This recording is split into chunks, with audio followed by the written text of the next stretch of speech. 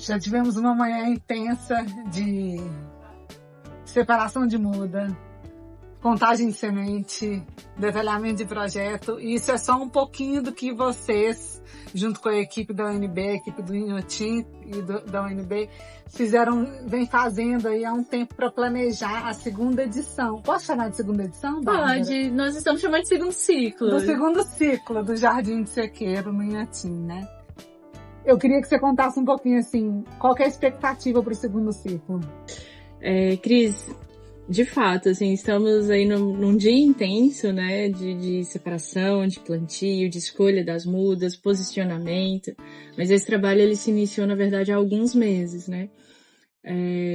Há algum tempo nós estamos conversando com o Júlio e com o Madison para pensar nesse novo ciclo do Jardim de Sequeiro, né, nesse segundo ciclo. Realizamos no ano passado o primeiro, que já foi um sucesso, foi maravilhoso, uma área grande, né, cerca de 3.000 metros quadrados, é o que nós estamos trabalhando.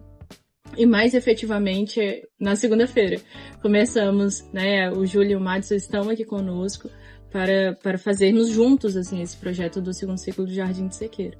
Então, desde segunda-feira, nós estamos marcando canteiros, limpando, colocando substrato onde é necessário, posicionamento das mudas, faz o desenho, muda o desenho, coloca as estacas, amarra barbante, para estarmos chegando aí na fase final, que é o plantio e a semeadura, que é o que nós estamos trabalhando hoje, né, especificamente.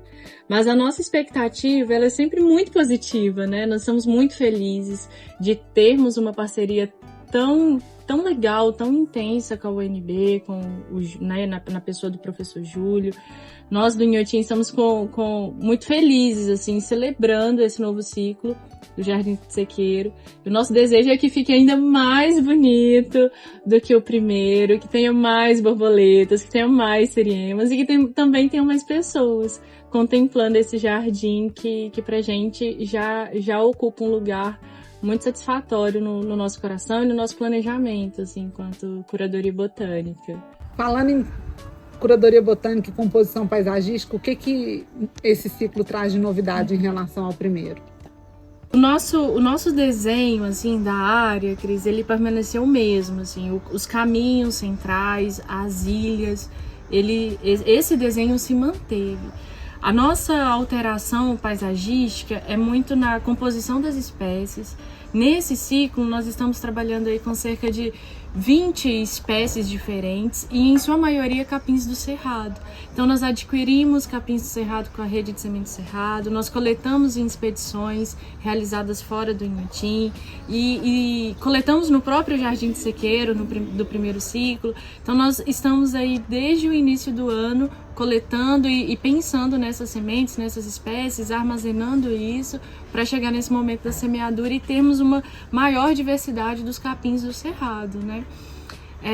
Então, a nossa alteração paisagística, ela se dá como os canteiros são formados, como os capins entram, qual que vai ser a composição de cor, as flores, onde que terão mais flores, nessa questão também de profundidade e altura desses capins, e no ciclo da própria planta, assim, tem plantas que são de um ciclo mais curto, então elas morrem ali ou secam mais rapidamente, aí tem as tardias, como fazer essa transição de uma espécie para outra nesse segundo ciclo, né, e que de alguma forma o jardim fique bonito o tempo todo, assim, o tempo todo que ele estiver em evidência, essa beleza também acompanha, né, esse ciclo da própria espécie, da própria planta e nesse ciclo do próprio jardim.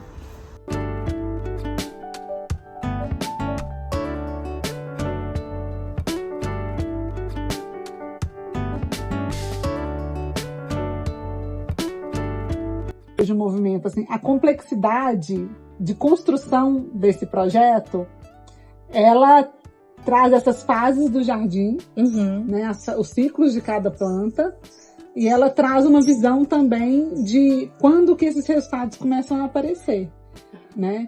A expectativa é que ainda no início do ano que vem, no início do ano, assim que iniciar o período chuvoso, tem espécies que germinam rapidamente. Então, é um jardim que não tem irrigação, né? Assim, tem pouca nesse momento de manutenção, de plantio, nós estamos irrigando também, porque tá muito quente, mas naturalmente é um jardim que não tem irrigação, né? Ele vai com o ciclo da chuva, assim, com o período chuvoso. Então, ele começa aí, eu acredito, no janeiro, fevereiro e março. Março tá no auge de floração, enfim.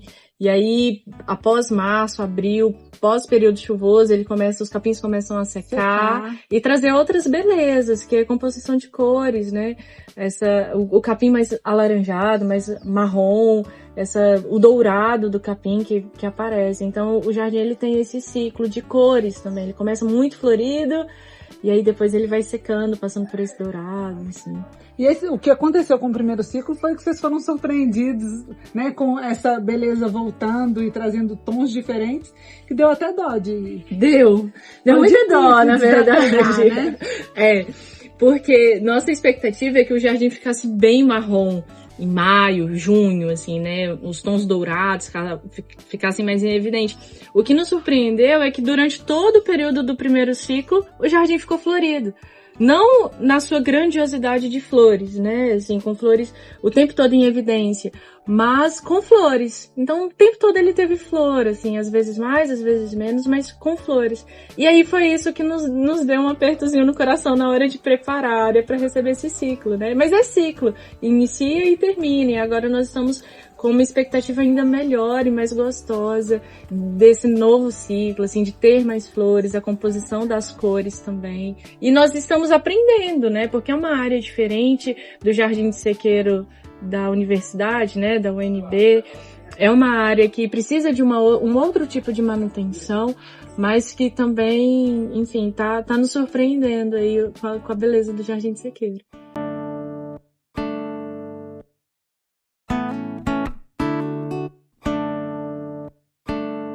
Esse é o segundo ciclo que você participa aqui no Inhotim. Você está desde o início do projeto?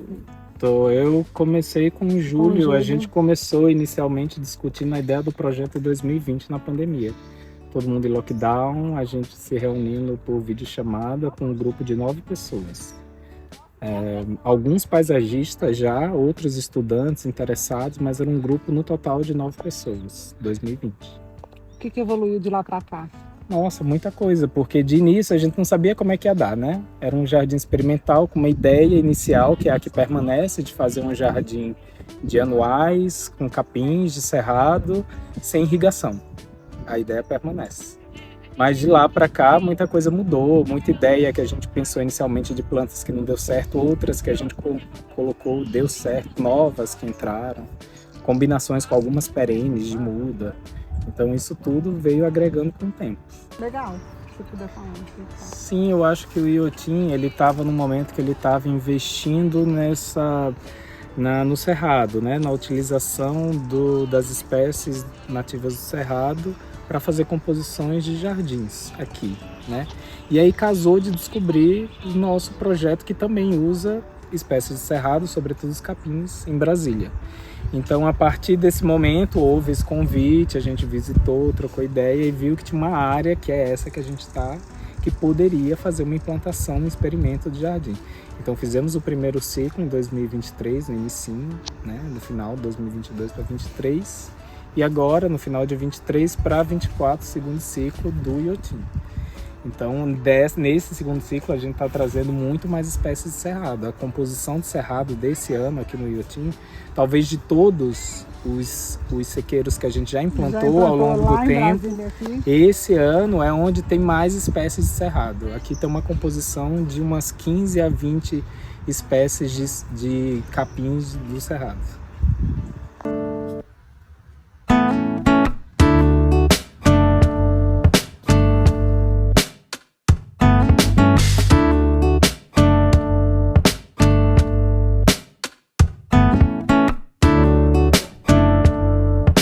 A gente estava conversando hoje sobre o potencial dele, né? Então ele sai desse campo de experimentação, de estudo, de